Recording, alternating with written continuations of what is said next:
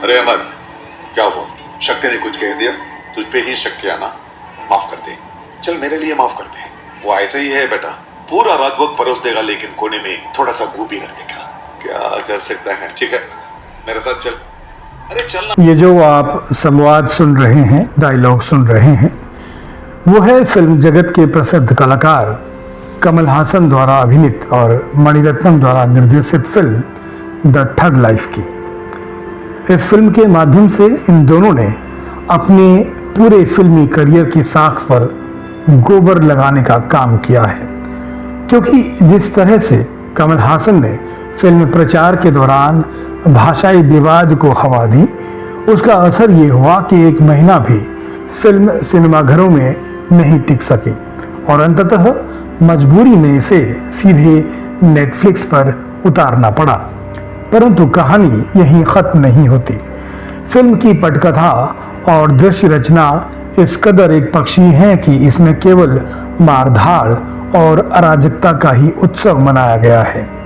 लेकिन सबसे चिंताजनक पक्ष सामाजिक दृष्टिकोण से है, जहां फिल्म का नायक अपनी पत्नी के होते हुए भी दूसरी स्त्री से संबंध बनाता है और निर्देशक इस अमर्यादा को पत्नी के चरित्र के माध्यम से न केवल सहजता से दिखाते हैं बल्कि उसे स्वीकार्य नैरेटिव की तरह पेश कर रहे हैं, प्रस्तुत कर रहे हैं। यह सिर्फ विकृति नहीं है, सामाजिक विमर्श के स्तर पर सीधा सीधा प्रहार है। इतना ही नहीं, एक दृश्य में पिता के अंतिम संस्कार के समय मिट्टी का घड़ा तो है लेकिन चिता नहीं बल्कि एक वयस्क मृतक को दफनाया जाता है, जो हिंदू परंपरा में केवल विशेष परिस्थिति में ही किया जाता है।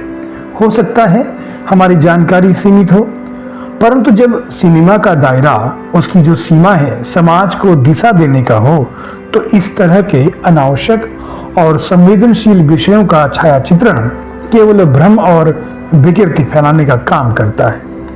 द ठग लाइफ में जीवन नहीं है, केवल ठगी का दर्शन है, जो फिल्म धर्म, परिवार और सामाजिक मूल्यों को सशक्त करने की जगह केवल उन्हें विखंडित करती हो।